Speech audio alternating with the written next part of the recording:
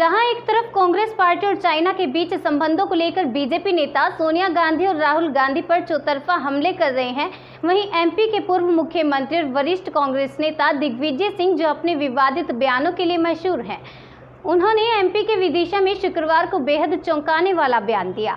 अपने बयान में दिग्विजय सिंह ने बीजेपी और कम्युनिस्ट पार्टी ऑफ चाइना के बीच समझौते और पीएम नरेंद्र मोदी पर गंभीर आरोप लगाते हुए उन्हें सवालों के कटघरे में खड़ा कर दिया है। दिग्विजय सिंह केवल यही नहीं रुके, बल्कि उन्होंने भारत चीन विवाद पर गलत बयानी कर देश की जनता को गुमराह करने के गंभीर आरोप लगाकर प्रधानमंत्री, रक्षा मंत्री और विदेश मंत्री से इस्तीफे की मांग की है। शर्म आनी चाहिए। हमें उम्मीद नहीं थी कि मध्य प्रदेश पुलिस इस तरह का दोहरा मापदंड अपनाएगी। प्रधानमंत्री की गरिमा रखना चाहता हूं, लेकिन जब प्रधानमंत्री, भारत के प्रधानमंत्री, उन्हीं के रक्षा मंत्री, उन्हीं के विदेश मंत्री, भारतीय सेना के अधिकारी ये सब कह रहे हैं कि मई से लेकर अब तक काफी हिस्से में चीनी सेना भारतीय सीमा में घुस आई है। ये हम नहीं कह रहे, प्रधानमंत्री द्वारा नियुक्त रक्षा मंत्री, प्रधानमंत्री द्वारा नियुक्त विदेश मंत्री ये कह रहे हैं, और प्रधानमंत्री कह रहे हैं कि ऐसा हुआ ही नहीं है। यानी कि इन तीनों में एक झूठ बोल रहा है। अगर रक्षा मंत्री और विदेश मंत्री गलत बयानी कर रहे हैं तो उनसे इस्तीफा क्यों नहीं लिया जा रहा? ये राष्ट्र सुरक्षा का मामला है, उनसे इस्तीफा लें। प्रधानमंत्री और वे स्वयं गलत बयानी कर रहे हैं। प्रधानमंत्री तो इन्हें प्रधानमंत्री पद पर रहने का क्या हक है? जब देश की सुरक्षा के मामले पर आप देश की जनता को गुमराह कर रहे हो, इससे बड़ा अपराध और क्या हो सकता है? भक्ति की बात करते हैं प्रधानमंत्री जी। आखिर यही देशभक्ति है कि चीन की सेना हमारी धरती पे आ जाए और हम उसको स्वीकार करें कि हम उसको अस्वीकार करें कि वो नहीं घुसे, वो हमारे उनके क्षेत्र में ही है। अगर ऐसी बात है तो फिर हमारे 20 शहीद कैसे हो गए?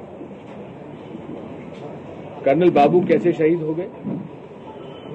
10 सेना के अधिकारी और सैनिक चीन की सेना ने कैसे गिरफ्तार कर लिए?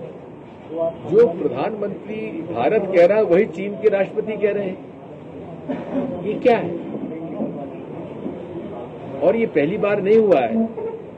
उस दिन भी हुआ था जिस दिन साबरमती के तट पर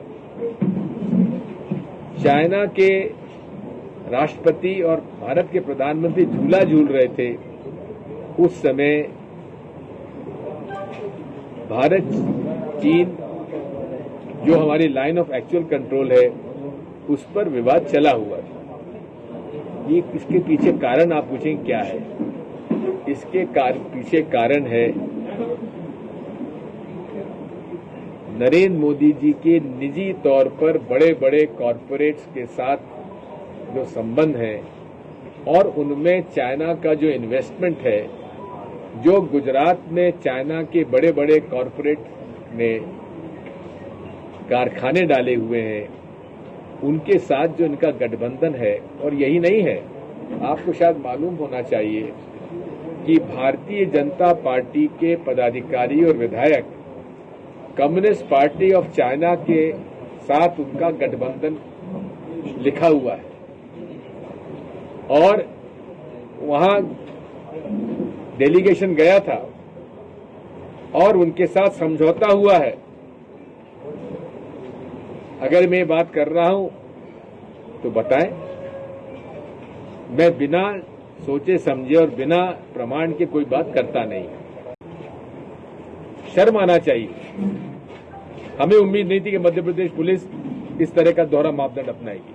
वैसे चीन के मुद्दों पर बात की जाए तो चीन प्रधानमंत्री लगातार कह रहे हैं कांग्रेस चीन की गोद में बैठ गया है। बात यह है, हम प्रधानमंत्री की गरिमा रखना चाहते हैं, लेकिन जब प्रधानमंत्री जी, भारत के प्रधानमंत्री,